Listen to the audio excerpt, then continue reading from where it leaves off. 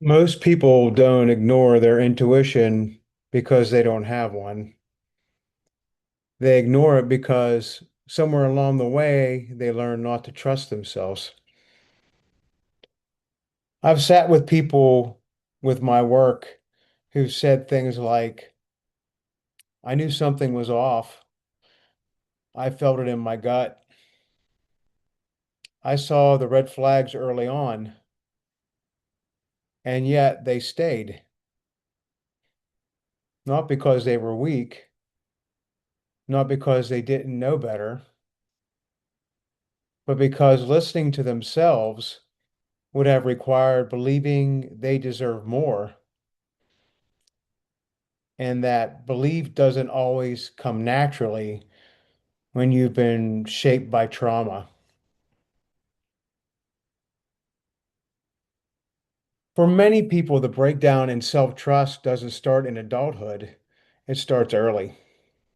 If you grew up in a home where your feelings were dismissed, you were told you were too sensitive, love felt conditional, conflict felt unsafe, or attachment meant survival, you learned something important and painful, that trusting yourself might cost you connection. Trauma teaches us to override intuition. Broken relationships teach us to doubt our discernment. Gaslighting, whether from caregivers, partners, or systems, teaches us to question our reality. So, over time, self-trust erodes. And here's the key connection. When self-love is underdeveloped, intuition feels risky because intuition often asks us to walk away from what looks good on the outside, even when it doesn't feel right on the inside. The quiet cost of ignoring your intuition.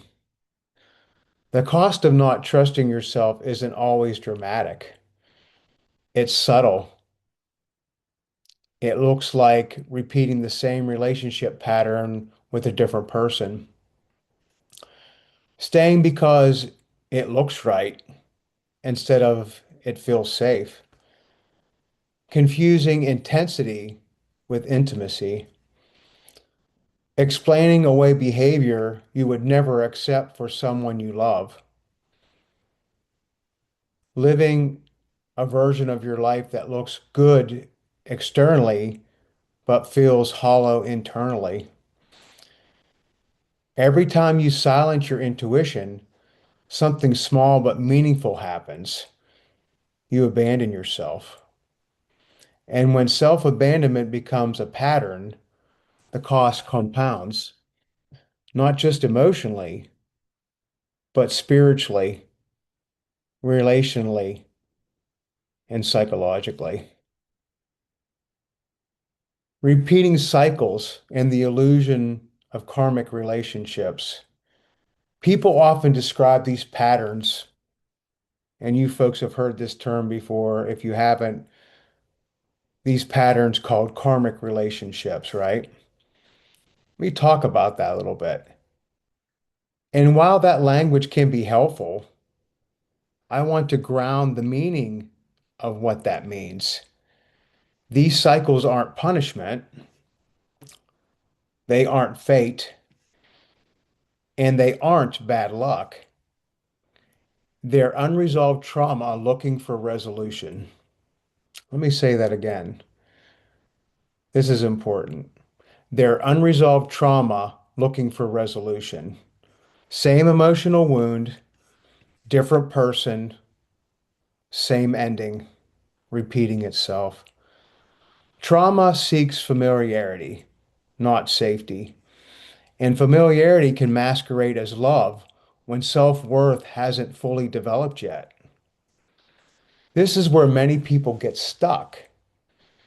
They sense something is wrong, but leaving would disrupt the image, the relationship, the identity, the story they've been telling themselves and others. And that's a powerful barrier to healing. It keeps a person stuck.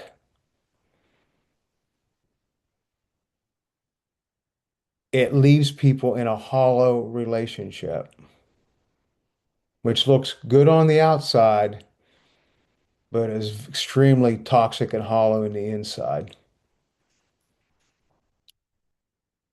Barriers that keep people from healing. Most people don't avoid healing because they don't want to grow. They avoid healing because of what healing threatens to take away.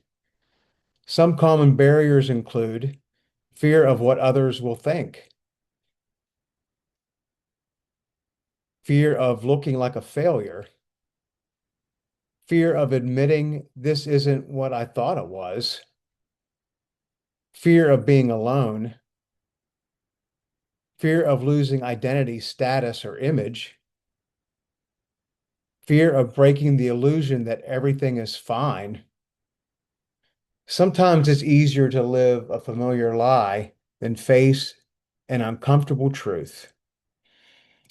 And healing asks us to do something brave, to choose truth over appearance, to choose alignment over approval, to choose truth over appearance. I repeat, and to choose alignment over approval, essentially doing the next right thing.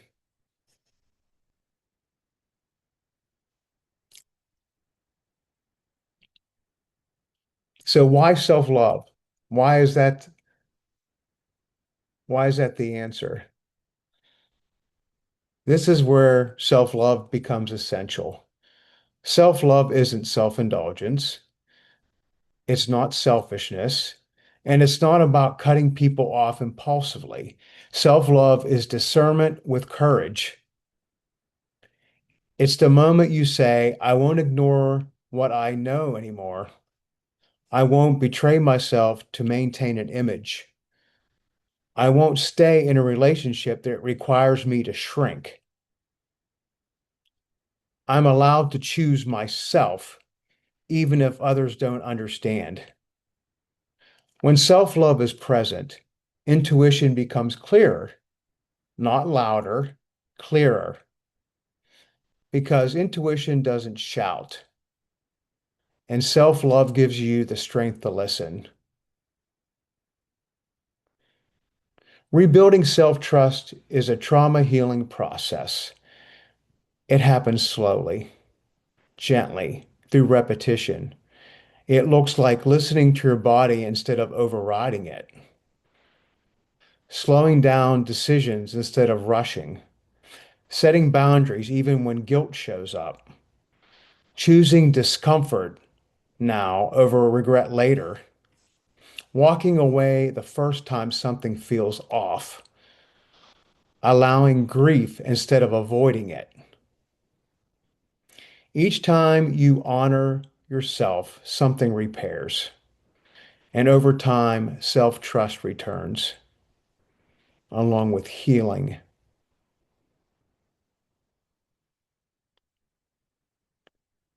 The cycle doesn't end when someone else changes. It ends when you stop abandoning yourself. It ends when self-love outweighs fear, truth outweighs image, alignment outweighs attachment. In that moment, the moment someone chooses themselves, is often the moment healing truly begins. So here is the invitation, very clear and hopeful. If something in this video resonated, I want you to hear this. You're not behind, you're not broken, and it's not too late. This is your invitation to heal, to trust yourself, to do the right thing for you, and to build a life that feels whole.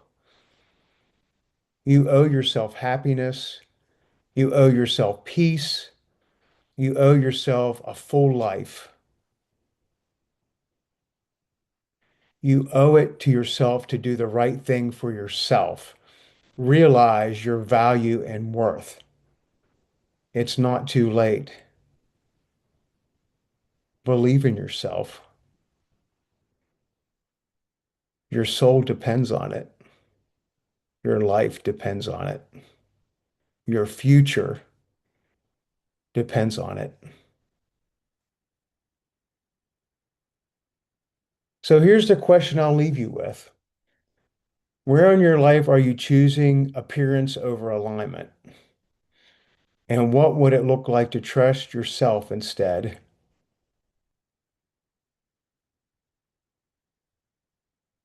So, if you don't know who I am, I'm David Martin, psychotherapist and LMFT, with another video for you all. And I hope this video resonated with you all. I know I truly enjoy making it for you all, and I hope that it helps you all in some way. And we're coming upon Christmas this week, and it has had me reflecting. And I hope you all remember about how important you are, whether you believe it or not. And there are people cheering for you. And I try to convey that to my clients. There are people cheering for you in the wings, like myself, praying for you to heal, giving you the tools. And again, as I said earlier in the video, your future and your soul depends upon it.